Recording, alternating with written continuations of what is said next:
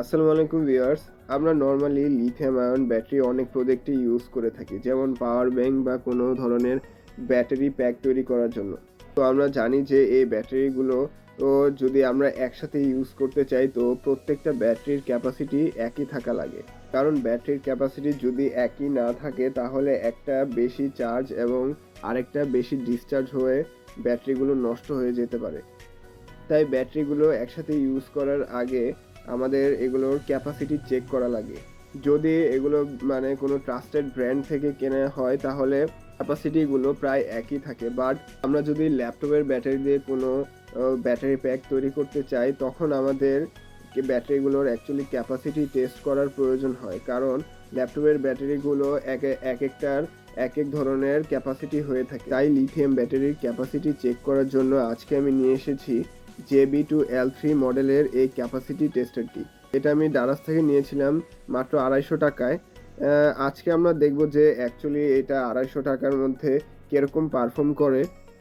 এটা actually capacity ঠিক মতো মেজার করতে পারে নাকি, এবং এটা কত ভোল্ট পর্যন্ত ক্যাপাসিটি মেজার করতে পারে। তাই আমি ক্যাপাসিটি টেস্ট করার জন্য এমন একটি সেট আপ করে নিয়েছি।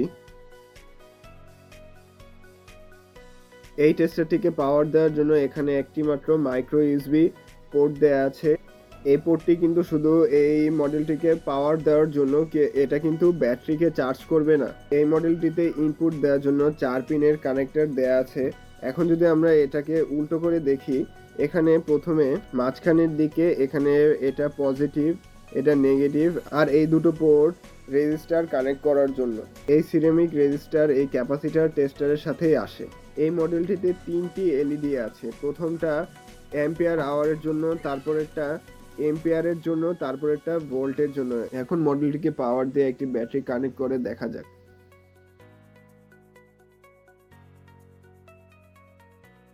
ব্যাটারি কানেক্ট করার সাথে সাথে দেখা যাচ্ছে যে এখানে 4.14 ভোল্ট দেখাচ্ছে।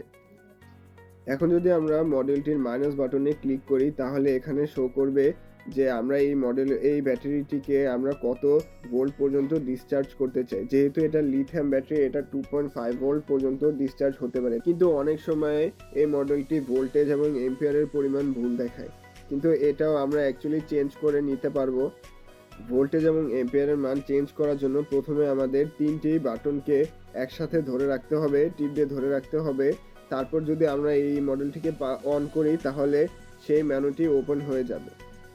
মেনুটি ওপেন হলে এখানে সবার প্রথমে ভোল্টেজের মান দেখায়।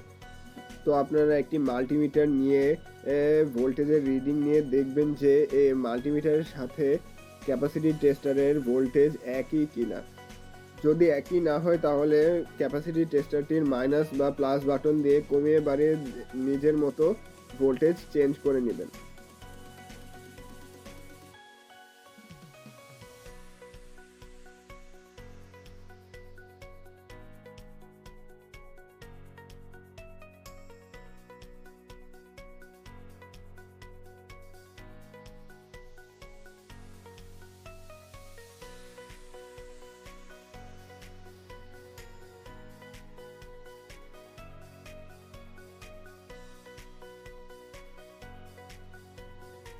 এখন এম্পিয়ারের রিডিং ঠিক করার জন্য আমাদের প্রথমে মাল্টিমিটারটিকে এম্পিয়ার মোডে সেট করে নিতে হবে।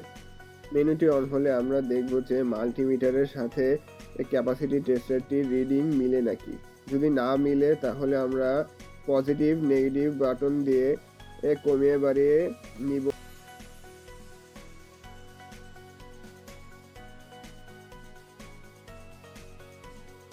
তারপরে আমরা যদি ওকে বাটনে ক্লিক করি, তাহলে সবকিছু সেভ হয়ে যাবে।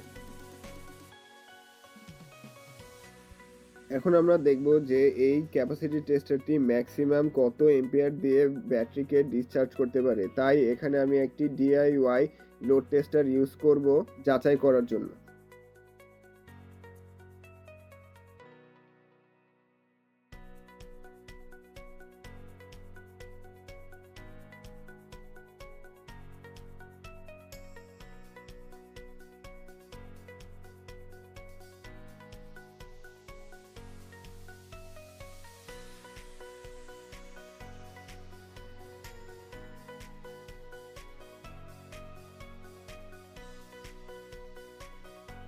আমরা এখানে দেখতে পাচ্ছি যে এই ক্যাপাসিটি টেস্টারটি ম্যাক্সিমাম 3.17 এম্পিয়ার দিয়ে ব্যাটারিকে ডিসচার্জ করতে পারে। এখন আমরা একটি ব্যাটারির ক্যাপাসিটি চেক করে দেখব। তো আমরা কাট অফ ভোল্টেজ 2.5 ভোল্টে সেট করে ওকে বাটনে ক্লিক করলেই ক্যাপাসিটি কাউন্ট শুরু হয়ে যাবে। এখানে আমি ব্যাটারিটিকে 1 এম্পিয়ারে ডিসচার্জ করব, তাই এখানে আমি দুইটি সিরামিক রেজিস্টার ইউজ করতেছি। প্রায় আধা ঘন্টা পর এখানে ভোল্টেজ শো করছে 3.70 ভোল্ট। ক্যাপাসিটি দেখাচ্ছে 608 মিলি এম্পিয়ার আওয়ার এবং এটি 1 এম্পিয়ারে ডিসচার্জ হচ্ছে। প্রায় 1 ঘন্টা পর এখানে ভোল্টেজের মান দেখাচ্ছে 3.56 ভোল্ট। ক্যাপাসিটি দেখাচ্ছে 1000 মিলি এম্পিয়ার আওয়ার এবং এটি 973 মিলি এম্পিয়ার ডিসচার্জ হচ্ছে। 1 ঘন্টা 30 মিনিট পর এখানে ভোল্টেজের মান দেখাচ্ছে 3.29 ভোল্ট।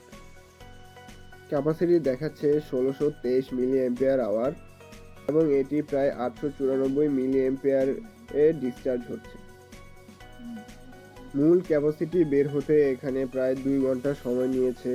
2 ঘন্টা পর এখানে ক্যাপাসিটি দেখাচ্ছে যে 1729 মিলি এম্পিয়ার আওয়ার। এখন আমরা একটি 12 ভোল্টের ব্যাটারির ক্যাপাসিটি চেক করে দেখব।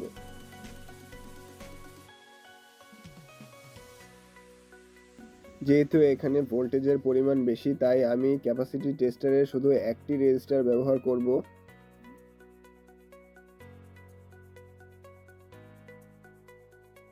এখন ব্যাটারিটিকে আমি সোল্ডারিং আয়রনের মাধ্যমে মডিউলটির সাথে কানেক্ট করে নেব। যেহেতু এটি 12 ভোল্টের ব্যাটারি, তাই আমি এখানে 6.5 volt cut off voltage set করে নিব।